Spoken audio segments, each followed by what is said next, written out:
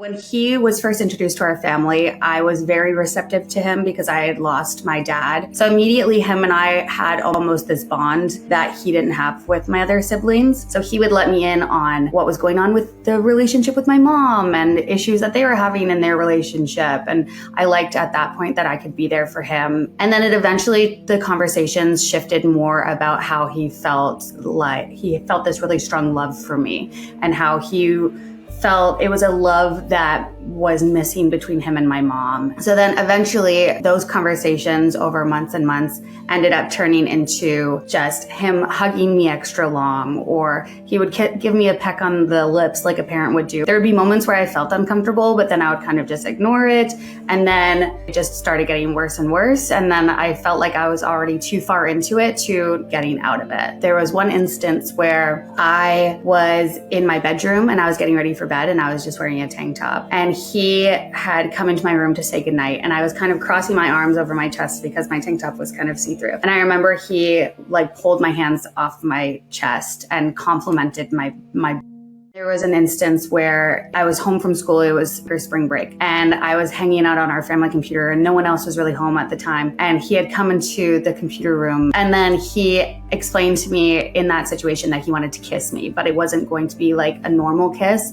It was going to be longer and he was going to try something, which I didn't understood what that meant. Then he kissed me and then he put his tongue in my mouth. And that was another instance too, where I thought, I do not like that. I don't want that to happen again. And I told him that. And then he said, we'll try again later. So it really turned into almost like a routine. He would come to me and say, okay, this is the thing that I want to try next. And I would immediately object.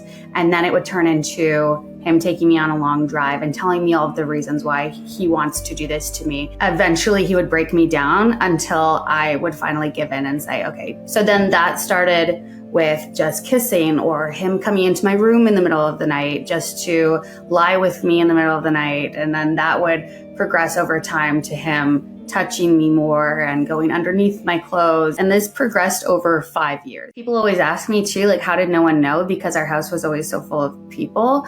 But my stepdad was really manipulative to everyone around him. So he was always lying by omission. And then because of the abuse that was happening, I was always lying as well in order to help him cover up that was happening to me. So the abuse would typically happen twice a day. It would happen when I got home from school. When I would get off the bus, it was an understanding that I had to go to his room. That's when he would abuse me in the afternoon, typically while my siblings were downstairs, either watching TV or doing homework or playing video games. And then after he would abuse me, I would go downstairs and pretend like everything was fine and eat dinner with my family and be laughing and having a good time. And no one would even know what had just gone on upstairs. And then it would always happen as well in the middle of the night. He would sneak into my bedroom and then I wasn't allowed to wear pajamas to bed. I always had to make sure my room was clear so that he could sneak in quietly in the middle of the night. Over the 5.5 years that the abuse happened, I think I've been more than 2,000 times, which is so insane to even think about. We grew up in a very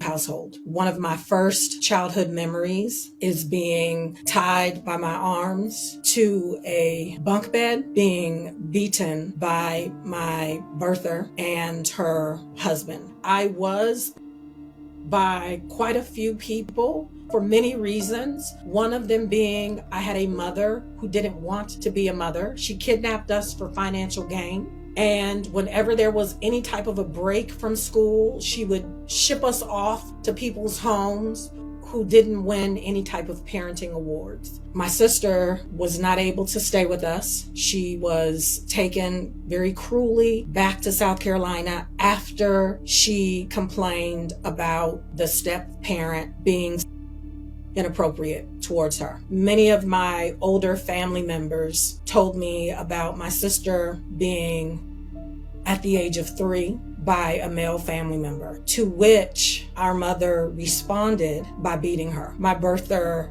beat me a lot. She beat me so much I thought that it was normal. My sister didn't live with me. I only saw her during the summer we were not allowed to mention her name or talk about her throughout the year. If we did, we would be beaten. My mother told me that the man that I was living with, her husband, was my dad, which of course I believe. It was very confusing because I would see my biological father during the summer. And so my sister would get our father's car and she would come to my grandma's house and pick me up. And I would get to spend a week or a couple of days with her and my dad. But this childhood memory that I have, my dad came in and my sister goes, "Do you not remember him?" And I remember staring at my dad because I wanted to remember him. So I didn't really say anything, but I could tell that my dad knew that I didn't remember him. And I remember seeing tears at the brim of his eyes that he didn't let go. And he pulled me in and he hugged me and he said, "I love you, baby girl." Me having been running away for 2 years, I was described as seriously truant. And I had a school principal at the time that believed in spare the rod, spoil the child. And so when my birther let her know that I had been running away, this principal gave the birther carte blanche to come to the school and beat the hell out of me. So that's when I stopped going to school and decided that I have to confront this so that I can have a chance of a life. So this is when my birther and I had this conversation, her talking, me listening, around me having to come home to get one final whooping for all of the distress that I had caused her. My sister died when I was 19, tragically, in an auto accident after having been disposed of by her mother, our mother, who sacrificed her for another man, which broke me. In response, I joined the military. I was in a marriage with the person that was my boyfriend that me. The second person, I was 21 years old and I was married to him for 10 years. We had 2 children. We were both in the Army. I married him, though I didn't feel comfortable about it, but this was in the 90s. I was in a unit where people were very inappropriate. I felt like, okay, if I marry him, at least I'll be out of this unit and people won't be knocking on my barracks door, soliciting me to have that I didn't want to have. However, it was one of the worst decisions that I could have made. I don't want my sister's death to be in vain. I know that she died brokenhearted, rejected, and I try to live a good life in honor of her. I started going to therapy. I went to Al-Anon meetings and I literally became the therapist that I needed, because when I would tell some therapists about my story, they would cry, which caused me to feel a lot of shame, but it also caused me to feel like I was a burden. So I have been intentionally working towards my healing, I will say, since August of 1996. My mom was dating this man, and so later on they got married. At the age of 6, I was touched inappropriately by her husband, a man who would come in my room and touch me every single night.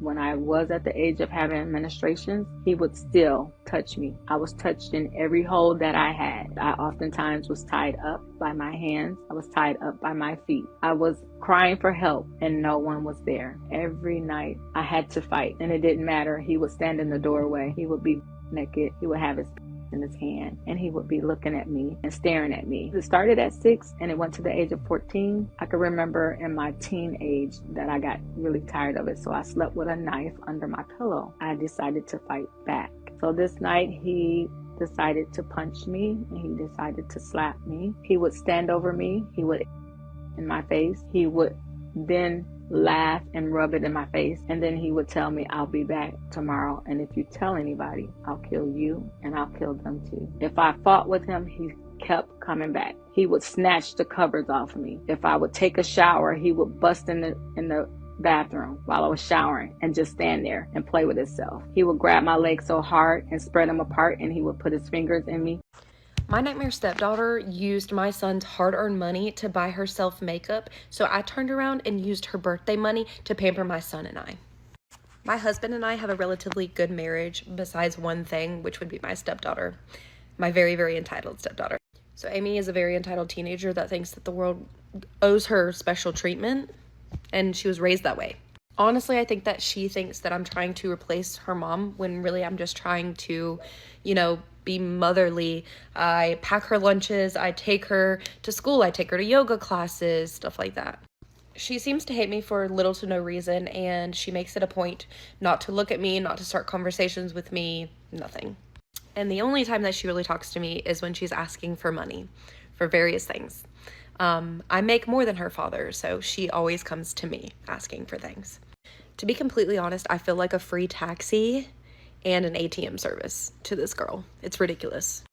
And it's also funny because I've never asked her to do anything for me, even get me a glass of water when I was sick last week. And I've talked to her father about this, and he just says something along the lines of, "You're not her mother, don't expect much, yada, yada, yada."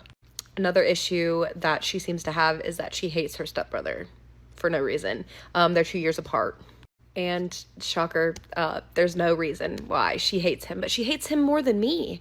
And from my point of view, I think that he's a great stepbrother. He helps her with homework, he helps her do chores, stuff like that. Not only does he help with homework, but he also cooks for her whenever she wants. And so basically it's like a free tutor and a free chef. And just the other day I heard him asking her if she could give him lessons for yoga because he thought that it would be interesting, and I guess that he just wanted to connect with her, and she was like, "Boys suck at yoga and you should just go back to the kitchen." It honestly has started to feel like the house is divided, with Amy being the dictator and her dad just egging on her actions. And the thing that really, told me that I need to stop letting her walk all over me was Liam's birthday. She did not buy him a single gift, and she did not even come. Even though I gifted her $400 a couple weeks ago for her birthday. But it was from him, because he obviously can't afford it. He's only 17, So there's that. And literally a couple of days after Liam's birthday, she came up to me and she asked me for a couple of $100. And I flat out told her no. And she looked at me like I was the worst human being that I told her no. And the best part is that I asked her what she wanted to use it for. And she was like, "Oh, I just want new clothes and some makeup." And she did not want to use the money that she got from her birthday. Like, she wanted to get more money from me, but she just didn't want to use the money that she already had from her birthday party. So after I told her no, she went to my husband and told him what happened, and they basically ganged up on me, and then Liam heard, and so it was literally me and my son against my husband and his daughter, and I was not backing down this time. I was not having it, and they eventually gave up, well, at least I thought that they did. So a few weeks later, I noticed new clothes and makeup, and I asked her where she got it from, and she claimed that it was her birthday money. But that was obviously a lie, because I literally looked over to my left and I saw the envelope that she got for her birthday loaded with money. So when I told her, "I literally see it and I know you're lying, where did you get it?" She was like, "Oh, Liam got it for me." Liam got it for you?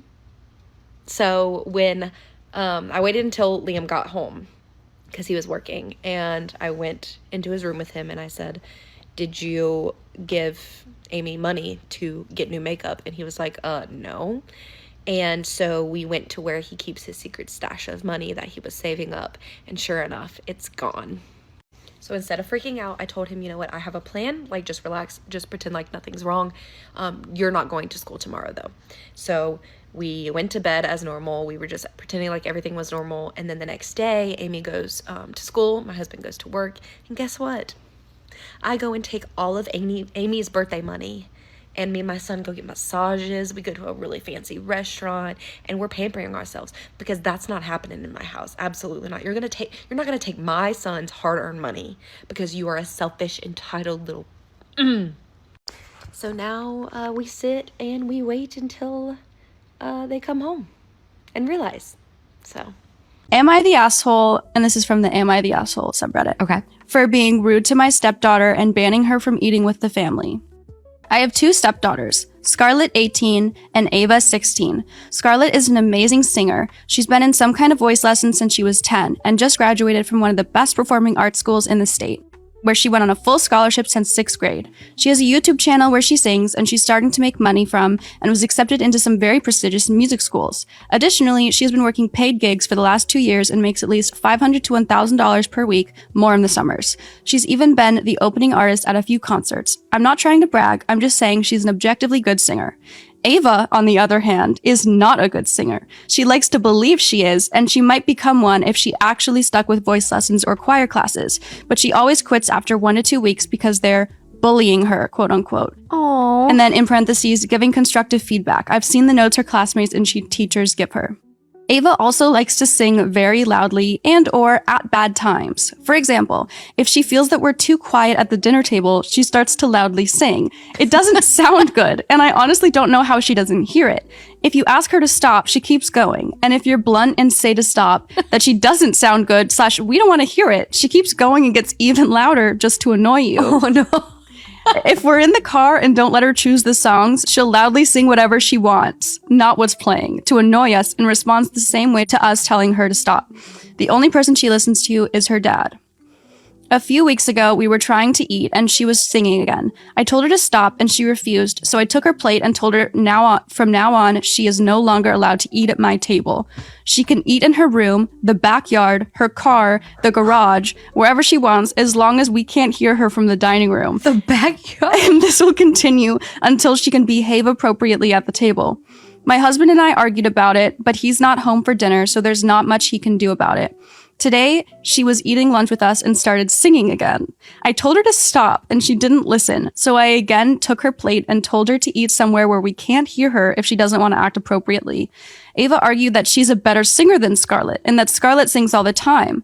I was done with her bullshit, so I asked her how many times someone other than her dad has actually asked her to sing, not even paying her to be there. Just ask her to sing, or how many performing arts schools she's gotten accepted to. She's applied to many. She started to cry, and my husband wants me to apologize for being rude to her and is insisting I allow her to eat with the family again. Am I the asshole? He had tried to kill me twice in one day because I didn't want to do the dishes. I was just laying in my bed, scrolling on my phone. I was 13. I was always on my phone. And he came running into the room. He's just angry. And he's like, you need to get up and do the dishes. And I'm like, yeah, okay, I'll do the dishes, but like in a second. And he's like, no, you need to do them right now. And so I'm like, no, like I'll get to it in a second. And he gets on top of me and he puts his hands around my throat and he just starts squeezing. It was like I was outside of my own body and I could like see myself on the bed, completely unresponsive. And I think that's the part that has always disturbed me the most when I look back, is that I didn't try to fight him off. I was like already so ready to just die that I was willing to let him kill me. He let go for whatever reason. I don't know why. I start trying to walk to go do the dishes, but he interpreted my lack of oxygen to my brain walk as attitude. So he pushed me back up against the wall and he started strangling me again. The only reason he did not finish killing me was because my little brother was standing in the kitchen and he didn't know. And I loved my little brother. I had never seen him so traumatized in his life. He throws me down over the gate. And I remember I looked at my little brother and I pointed at him from the floor and I said, I punished my son after my stepdaughter accused him of SAing her. She told everyone my son had accepted it even though he didn't, and lied that I abused her. Now the truth has come out. My husband took his daughter's side, blaming me for overreacting and saying his daughter is just a kid. So, I'll start from where everything went downhill.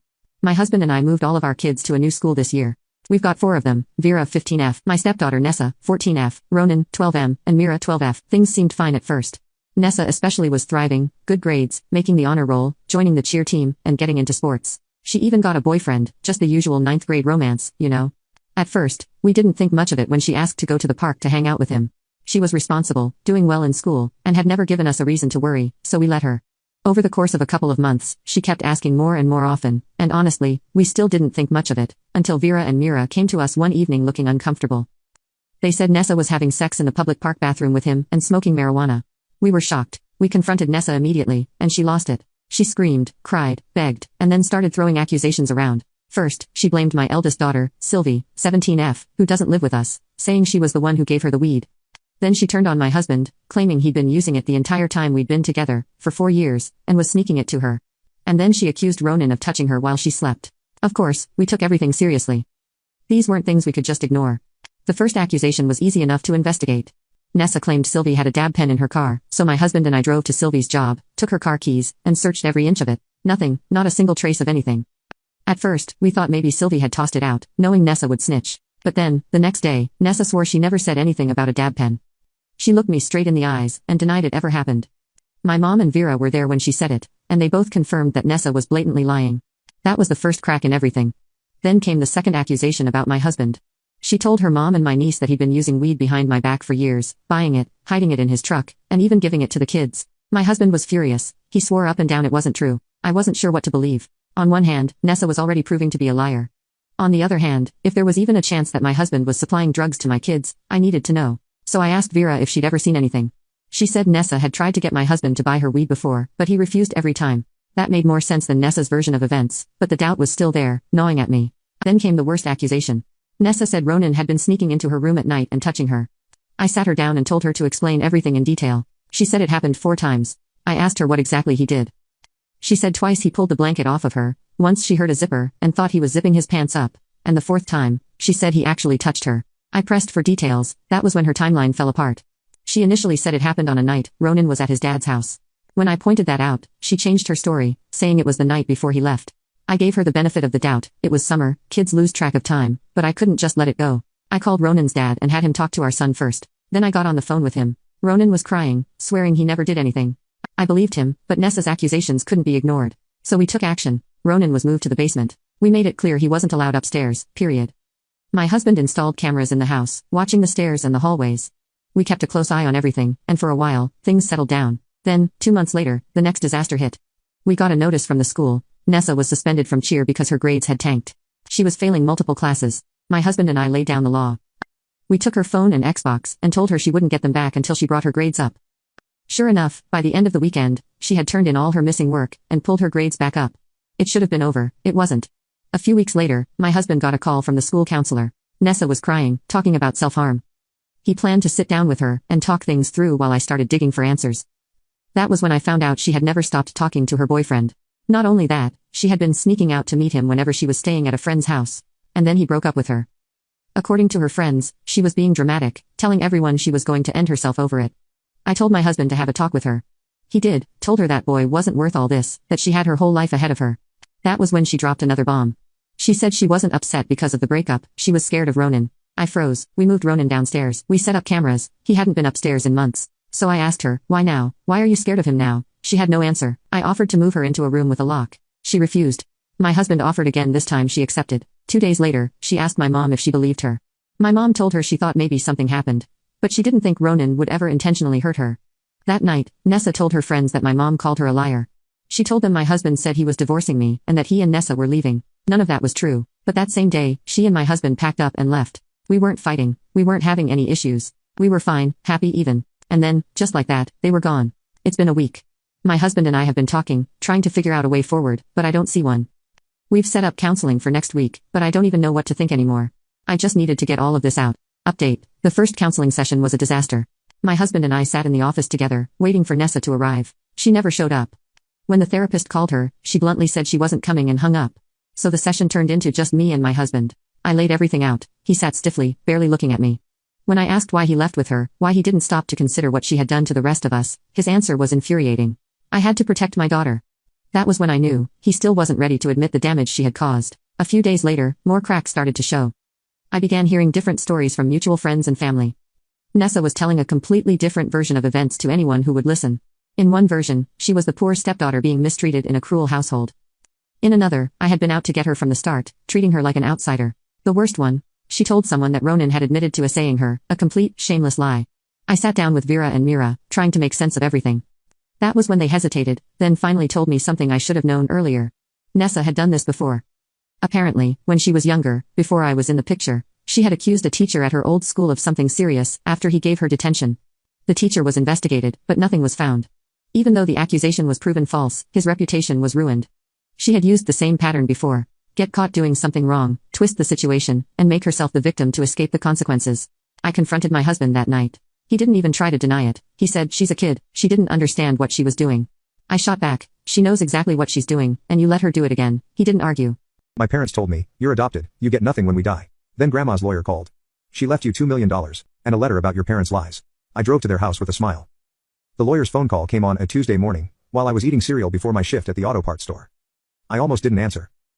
Unknown numbers usually meant debt collectors or telemarketers, and I had enough problems without dealing with either. But something made me pick up on the fourth ring. Is this Austin Caldwell? The voice was professional, formal. Yeah, that's me. Mr. Caldwell, this is Margaret Stevens from Stevens Bradley and Associates. I'm calling regarding the estate of Eleanor Caldwell. I believe she was your grandmother. My spoon clattered into my bowl. Grandma Eleanor had passed away 6 months ago, and I hadn't been allowed at the funeral. My parents, David and Susan Caldwell, had made it clear that I wasn't welcome. Yes, she was my grandmother, I said carefully.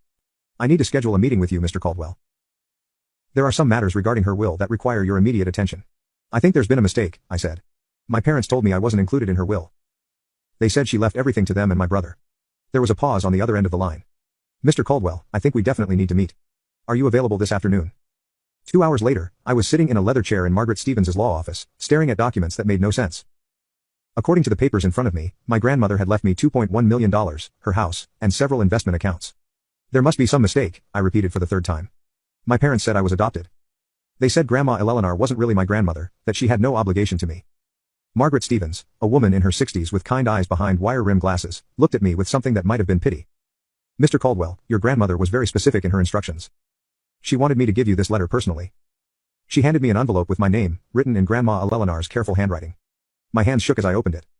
My dearest Austin, if you're reading this, then I'm gone and Margaret has finally been able to reach you. I've been trying to see you for the past 3 years, but your parents have made that impossible. I need you to know the truth about everything, because the lies your parents have told you are cruel and completely false. You are not adopted. You are my biological grandson, the son of my beloved daughter, Jennifer. Jennifer was your father, David's first wife, and she died in a car accident when you were 2 years old. David remarried Susan 6 months later, and Susan never wanted to acknowledge that you existed. She wanted David to give you up for adoption, so they could start fresh with their own children. David, to his shame, went along with this plan. But I fought for you, Austin. I threatened to take them to court for custody. I told them I would expose what they were trying to do to the whole family, the whole community. They kept you, but only because I forced their hand. Susan has resented you ever since. She's the one who told you that you were adopted, who convinced David to treat you differently from Logan and Ashley. Every cruel word, every time they excluded you, every time they made you feel like you didn't belong, that was Susan's doing, and David's cowardice in going along with it. I tried to maintain a relationship with you, but Susan made it increasingly difficult. She would cancel visits, refuse to let you answer my calls, and eventually they moved you all across the state, specifically to keep you away from me. The last time I saw you, you were 15 years old. I've missed 6 years of your life because of their selfishness. I'm leaving you everything, Austin. Not just because you're my grandson, but because you're the only one in this family who has faced hardship with dignity. I know about the community college, the jobs, the apartment you can barely afford. I know because I hired a private investigator to keep track of you when your parents wouldn't let me see you. I also know that David and Susan have been telling people that my estate will be divided equally among all the grandchildren. They've been spending money they don't have, expecting a big inheritance. They're going to be very surprised. I hope this money gives you the freedom to build the life you deserve. But more than that, I hope this letter gives you the truth you've always deserved to know. You are loved, you are wanted. You always have been. Oh my love. Grandma Eleanor. P.S. The house keys are in the safe deposit box. I hope you'll consider living there. It's been waiting for you. I read the letter 3 times before the words really sank in. Not adopted, my mother, my real mother, had died when I was 2. Susan wasn't my mother at all, just a woman who had married my father, and spent the next 19 years making me feel like an unwanted burden. The private investigator she mentioned, Margaret said gently. He documented quite a bit about your living situation. Your grandmother was very concerned about how you were being treated. She handed me another folder. Inside were photographs and reports spanning several years, pictures of me walking to work, living in my tiny studio apartment, eating ramen noodles for dinner. My grandmother had been watching over me from afar, caring about me when my own father couldn't be bothered. What do my parents think they were inheriting? I asked. Margaret smiled grimly. Your grandmother led them to believe they would receive the bulk of her estate. She'd encouraged this belief.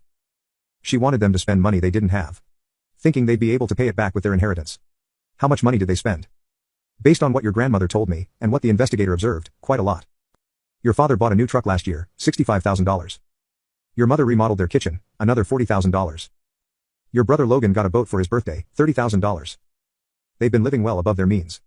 I thought about my own life during that same period. Working 50 hours a week at the auto parts store, taking night classes at community college, living on peanut butter sandwiches, and instant coffee. While my family was spending my grandmother's money before they even had it, I was struggling to pay for basic necessities. What exactly did they inherit? I asked. Margaret consulted her papers. Each of your siblings received $5,000. Your parents received nothing. Nothing. Nothing. Your grandmother was very clear that David had forfeited his right to inherit when he chose his new wife over his own son. I sat back in my chair trying to process everything. $2 million, a house, the truth about my identity, and my family who had treated me like garbage for 21 years, have been cut out entirely. There's one more thing, Margaret said. Your grandmother requested that I be present when you inform your family about the inheritance. She wanted a witness to their reaction. That's how I found myself driving to my parents' house, the next evening with a lawyer in my passenger seat, and a cashier's check for $2.1 million in my jacket pocket. I hadn't been to the house in over a year. Not since my father told me I was too old to be looking for handouts. When I asked to borrow money for textbooks, the house looked the same from the outside. Upper middle class suburban perfection with a new truck in the driveway and perfectly manicured landscaping. Susan answered the door, and her expression immediately soured when she saw me. Austin, what are you doing? আজকে আমাদের চ্যালেঞ্জের নাম হচ্ছে তেল ছাড়া রান্না। Yogurt dressing দিয়ে একটা ফ্রুট সালাদ রাখবো, আর ডেজার্টে আমি একটা এনার্জি বল রাখার চেষ্টা করব। দেরি হয়ে যাবে না তো? না, এখন যেগুলো আছে এগুলো শুধু প্লেটিং আইটেম আছে। কি কি ডিশ আপনার বুটো?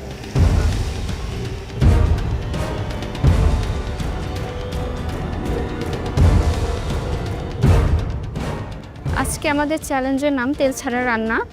আমরা জানি যে রান্নার একটা মেইন ইনগ্রেডিয়েন্টস হলো তেল, আর তেল ছাড়া রান্না করা বেশ ডিফিকাল্ট। আমি একটা টিবেটিয়ান স্যুপ করছি, ডাম্পলিং স্যুপ, আর আমি একটা ইয়োগার্ট ড্রেসিং দিয়ে একটা ফ্রুট সালাদ রাখবো, আর ডেজার্টে আমি একটা এনার্জি বল রাখার চেষ্টা করব।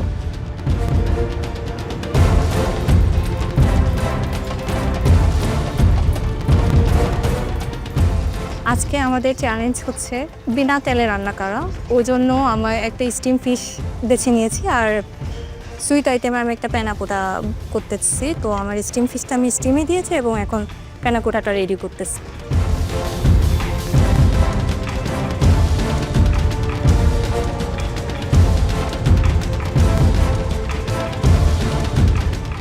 আজকে আমাদের চ্যালেঞ্জ তেল ছাড়া রান্না। টেরিয়াকি চিকেন পোক বোল রান্না করব, অ্যান্ড তার সাথে আমি একটা ডেট নাটি স্মুদি সার্ভ করব ডেজার্ট হিসেবে। আজকে আমাদের চ্যালেঞ্জের নাম হচ্ছে তেল ছাড়া রান্না। আমি ব্ল্যাক স্কার্প পাওয়ার কারণে কিছু সুবিধা পেয়েছি, তবে যেমন ওভেনে বেকিং করা, তো বেকিং আমি সবসময় করে থাকি। তো আমি চিন্তা করলাম যে আমি আমার কমফোর্ট জোন থেকে বের হয়ে আর কি, সেই জন্য আমি চুলাতেই কাজ করছি। আর আমি বানাচ্ছি হচ্ছে গিয়ে beef momos and apple blossom টি।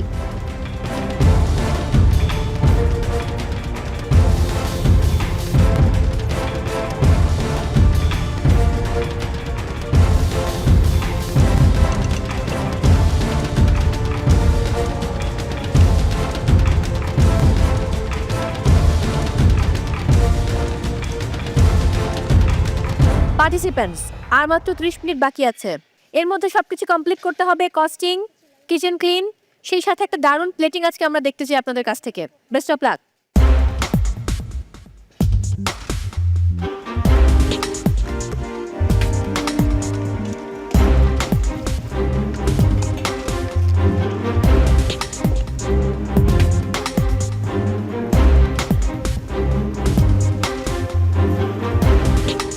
কুমোর সব কাজ শেষ? না, প্লেটিং করব, ভেজিটেবল একটা আছে একটু সেদ্ধ করব, ওটা দিয়ে প্লেটিং করব। মাঝখানে কস্টিং করছেন? দেরি হয়ে যাবে না তো? না, এখন যেগুলো আছে এগুলো শুধু প্লেটিং আইটেম আছে। কি কি ডিশ আপনার বুটো? টমখা গং, 4 সুইট চিকেন ট্রাই করছি, 4 সুইট সাথে বক চই ভেজিটেবল দিচ্ছি।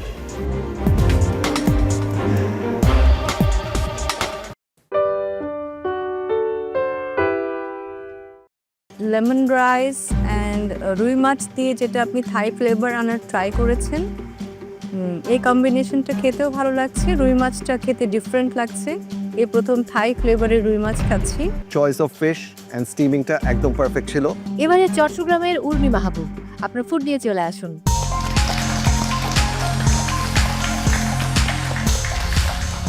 আসসালামু আলাইকুম। আজকে আমি করেছি ভাপা রুই আর হচ্ছে লেমন রাইস, সাথে আমি একটা প্যানাকোটা করেছি।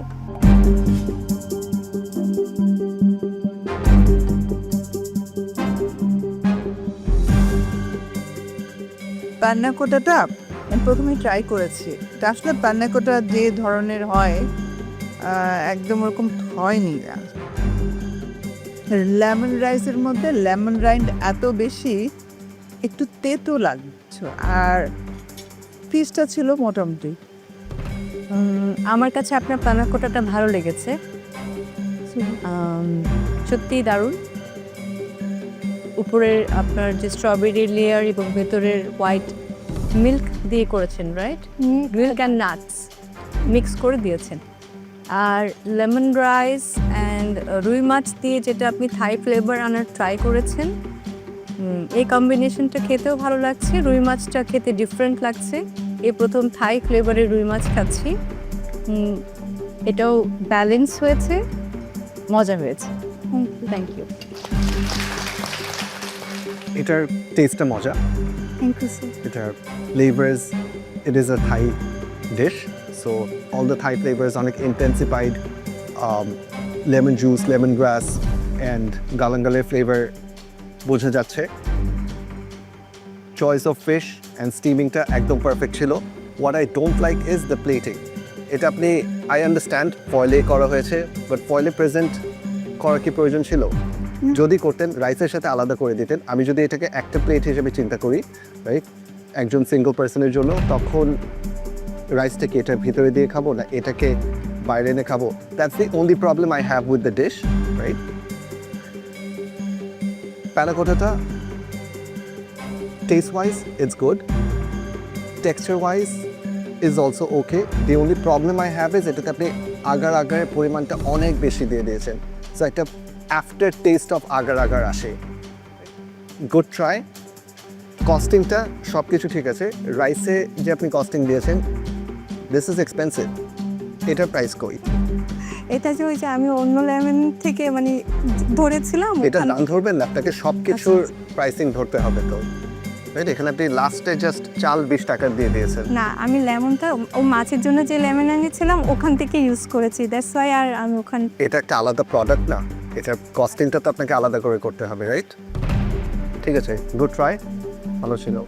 থ্যাংক ইউ রিমা বাবু।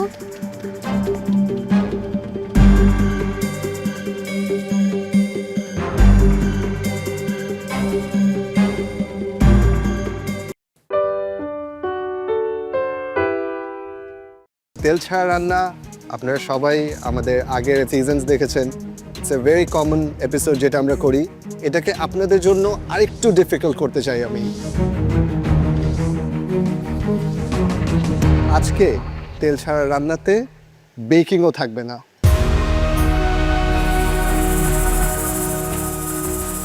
ওভেনের ইউসেজ এই চ্যালেঞ্জের জন্য completely no.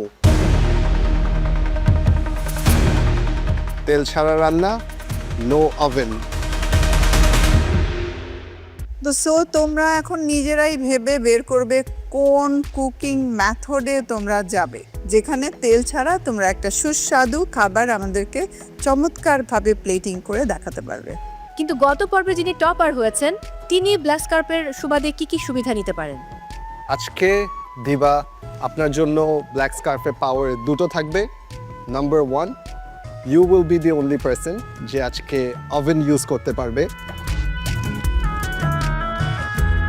So baking or oven related কাজ আপনি করতে পারবেন। And the second one would be Radhuni store থেকে আপনি যে কোনো সময় যে কোনো কিছু নিয়ে আসতে পারবেন। আনলিমিটেড টাইম রাঁধুনি গ্রোসারি স্টোরে। আপনি ডিসিশনটা আমাকে এখনই জানাবেন, অ্যান্ড ডিসিশনটা দেওয়ার পরে স্কার্ফটা আমাকে দিয়ে যাবেন। আমি অপশন 1 চুজ করব। আপনি আজকে অপশন 1, which means আপনি ওভেন ইউজ করবেন। Good decision. আপনি এসে আপনার স্কার্ফটা দিয়ে যাবেন আমাকে।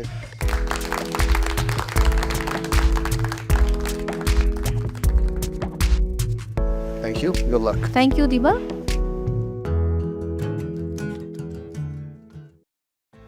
জাজেস, সময় নিয়ে আজকে কি বলার আছে?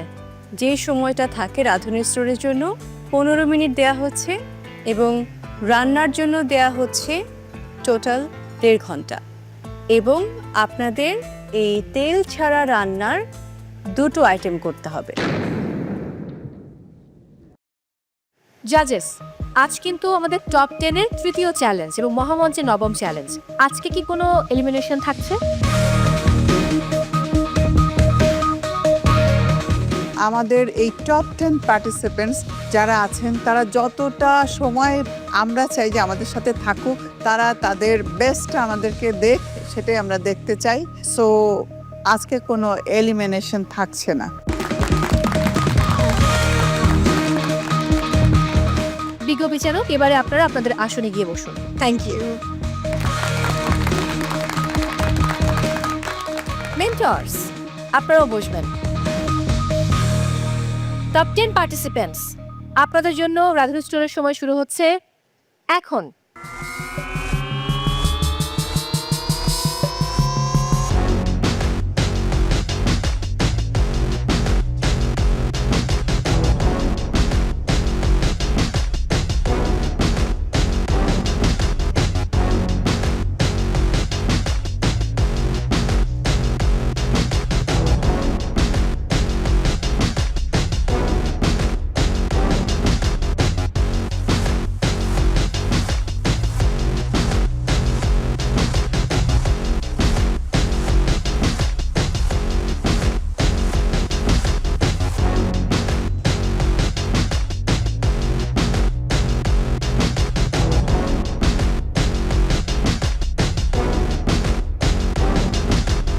Well done, participants.